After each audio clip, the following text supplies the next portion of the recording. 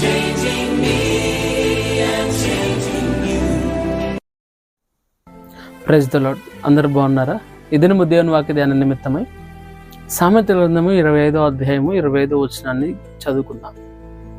నీ పగవాడు ఆకలి కొని నెడల వానికి భోజనము పెట్టుము అని లేఖనము సెలవిచ్చుచున్నది. పగవాడు అని అంటే శత్రువు. గుర్తొచ్చాడా శత్రువు? వాక్యం వింటున్న మనలో చాలా మందికి శత్రువులు ఉంటారు.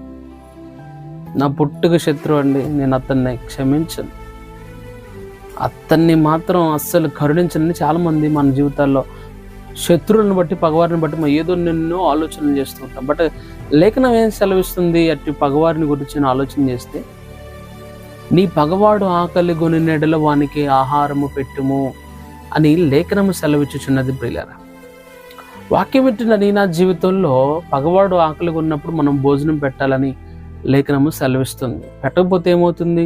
నేను పెట్టనండి అని ఆలోచన చేస్తే మత్తయి సువార్త 25వ అధ్యాయం 44వ వచనంలో చదివితే కనుక యేసుక్రీస్తు ప్రభువారు అక్కడ కొంతమందిని ఉద్దేశించి కొన్ని మాటలు పలుకుతున్నట్లుగా మనం గమనిస్తూ ఉన్నాం.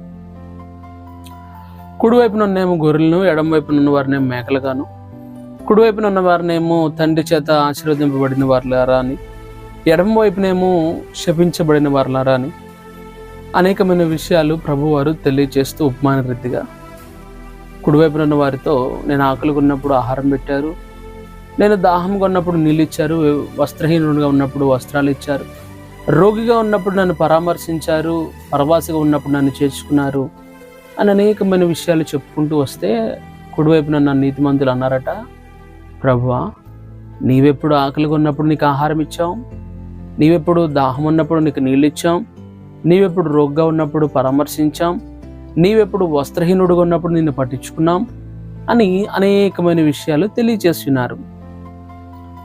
అయితే ఎడమవైపున ఉన్న వారిని చూస్తే, ప్రభు నువ్వెప్పుడు వచ్చావయ్యా, నువ్వెప్పుడు అడిగావు ఆకలని, నువ్వెప్పుడు అడిగావు దాహమని, నీవెప్పుడు వస్త్రహీనుడిగా ఉన్నావు, నీవెప్పుడు రోగ్గా ఉన్నావు అంటే ప్రభువారు ఏమన్నారంటే, మిక్కిలి ఈ నా సహోదరులలో, మిక్కిలి అలుపులలో ఈ నా సహోదరులలో ఎవరికైనాను మీరు అలాగూ చేసిన ఎన్నడలా అది నాకును చేసినట్లే.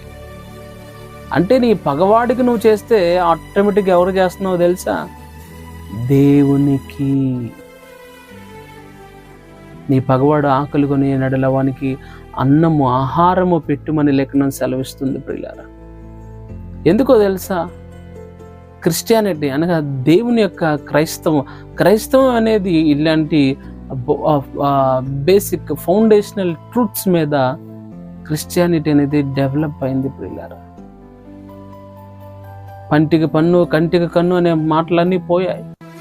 నీ కుడి చెంప కొడితే ఎడం చెంప చూపించమని యేసుక్రీస్తు ప్రభువారు తెలియజేస్తున్నారు. నీ పగవాడిని, నీ శత్రువుని సైతం ప్రేమించు, నిన్ను హింసించే వరకు ప్రార్థన చేయి, నీ పగవాడు ఆకలి ఉంటే ఆహారం పెట్టు, శత్రువుని సైతం ప్రేమించమని చెప్పింది బైబిల్. అందుకే ఈరోజు చాలా మందికి నచ్చడం లేదు. ఎందుకో తెలుసా? వాళ్ళు ఫాలో అవుతున్న వాటికంటే, వాళ్ళు నమ్ముతున్న సిద్ధాంతాల కంటే గొప్పగా ఉండదాన్ని జీర్ణించుకోలేక, ఎవరు ఏ మహోన్నతమైన వ్యక్తి శత్రువులను ప్రేమించమని చెప్పలేదు, పగవారిని ద్వేషించమని, పగవారిని దూషించమని చెప్పారు, కానీ శత్రువును పగవారిని ప్రేమించమని ఎవరు చెప్పలేకపోయారండి. అందుకనే ఈ రోజున కొంతమందికి నచ్చడం లేదు, గిట్టడం లేదు, మింగుడు పట్టలేదు, ఏమాత్రం కూడా జీర్ణించుకోలేకపోతున్నారు. వాక్యం ఉంటున్న నీ నా జీవితంలో వాక్యానుసారంగా నువ్వు బ్రతకాలనుకుంటే, నీ పొరుగువానికి ఆకలిగా ఉన్నప్పుడు, నీ శత్రువుకు ఆకలిగా ఉన్నప్పుడు, పగవానికి ఆకలిగా ఉన్నప్పుడు ఆహారం పెట్టు. తద్వారా క్రీస్తు ప్రేమను క్రియల్లో చూపించగలిగిన మహోన్నతమైన వ్యక్తిగాను, కుడివైపునున్న వాని వలె, గొర్రెల వలె, నీతిమంతుల వలె మనం ఉంటాం. అంతేగాని లేనిపోయిన పగలతో నీ ఉన్న ఈ కొంచెం జీవితాన్ని పాడు చేసుకోమాక ప్రియ దేవుని బిడ్డ. జీవితం ఎప్పుడు ఎలాగ ఎవరిది ఎక్కడ ముగుస్తుందో తెలియదు. ఇక్కడేమి క్షేమంగా 100 సంవత్సరాలు బ్రతుకుతూ ఉన్న భరోసా ఎవరికి లేదు. ఉన్నన్నాళ్ళు 10 మందితో సంతోషంగా, స్నేహపూర్వకంగా, సమాధానకరంగా బ్రతికితే పరలోక రాజ్యంలో దేవుని దగ్గర మనకి స్థానం దొరుకుతుంది.